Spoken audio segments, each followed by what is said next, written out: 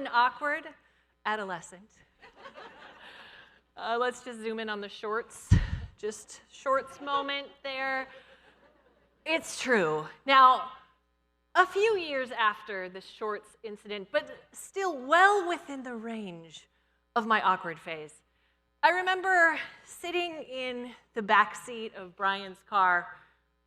Oh, that sounds really bad. That is not what I meant. That's not what I meant. You know what? Let me fix that.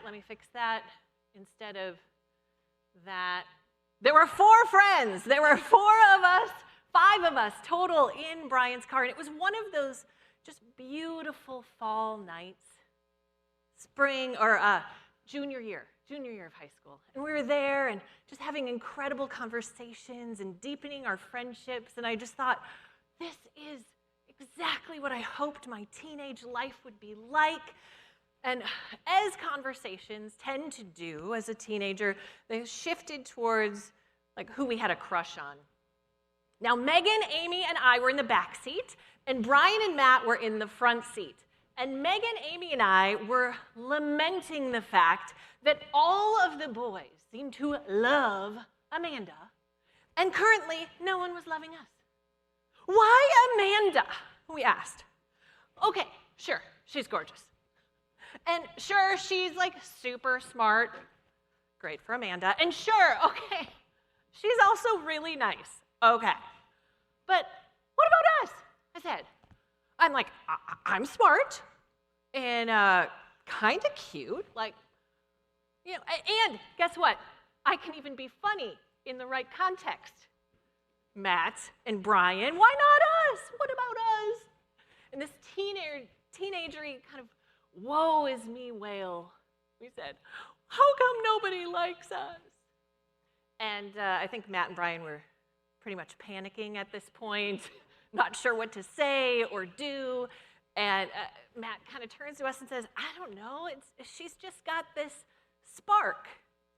And I said, we've got sparks, without even really knowing what that is. And he says, yeah, but Sal, and this is the line that I will never forget. He said, Sal, but it's kind of like your spark plug's just a little bit broken. Right? And inner knowing. I think people with those sparks, they also embrace the thing that makes them a little bit different. And they not just love that difference in themselves, they tend to be people who also really love and embrace the differences in other people. And I think this is so powerful and important.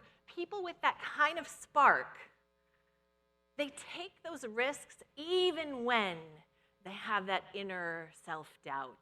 Those questions, can I, should I, who am I to be doing this? They still have them. And my goal here today is to help show you a way to allow yourself to be more seen in those moments at the very moment that you want to cover up.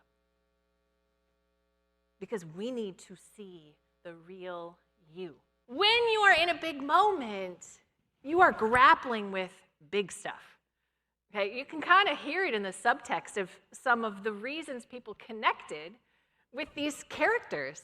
Like we are grappling with imposter syndrome, right? Fear, shame, rejection. These are huge things. And I'm not a therapist, and we have about 40 minutes left. So we're not going to get at everything here. But just know it's part of the reason why this is a lifelong challenge. And it's part of the reason why Brené calls it a practice. So what stories are you telling yourself on the way to this big moment? Because the quality of that story will determine whether or not you take on that challenge and how you take on that challenge. And if we want to do it authentically, then we've got to shift our slow down stories, all of that self-doubt, all of the imposter syndrome, the rejection, into speed up stories so we can lean into and learn the art of self-trust.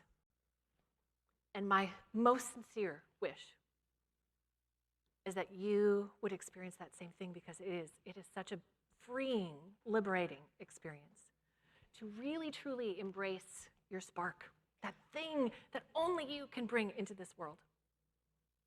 To manage all of that self-doubt, that spiral that happens to all of us, and not let it keep you from showing up anyway.